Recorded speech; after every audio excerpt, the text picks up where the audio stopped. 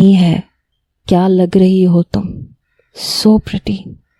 پھر وہ کہنے لگا, سنو, صبح تک سوتی رہنا, میرے گھر آنے سے پہلے نیند پوری کر لینا, کیونکہ کل رات میں تمہیں سونے نہیں دوں گا, بہت تنگ کروں گا تمہیں. میرا دل میرے اختیار سے باہر ہوا تھا. اس کی نظریں, اس کی باتیں میرے ہوش اڑا چکی تھیں. جب تک میں وہاں بیٹھی رہی, حماد کی ایسی ہی باتیں میرے کانوں میں رس گھولتی رہیں. کھانا لگنے کے بعد رانیہ مجھے اٹھا کے میرے کمرے میں لے آئی.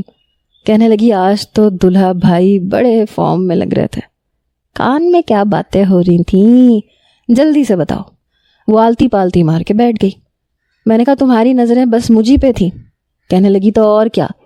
کہنے لگی, دیکھو, مجھ سے کچھ بھی چھپانے کی ضرورت نہیں ہے. آخر کل کو میری بھی تو شادی ہونی ہے, مجھے بھی تو پتہ ہونا چاہیے کہ مہندی پہ دلہا اپنی دلہن کے کان میں کیسی کیسی باتیں کرتا ہے. میں نے کہا, تو پھر تم بھی شادی کروا لو, تمہیں بھی پتہ چل جائے گا. اس رات رانیہ میرے ساتھ کافی دیر تک بیٹھی رہی, باتیں کرتی رہی, لیکن آخر میں میرے گلے سے لگ کے رونے لگی. میں نے گھبرا کے کہا, رانیہ تمہیں کیا ہوا؟ وہ کہنے لگی, بہت یاد آؤ گی تم.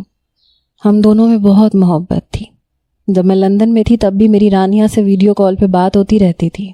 میری بھی آنکھیں نم تھیں.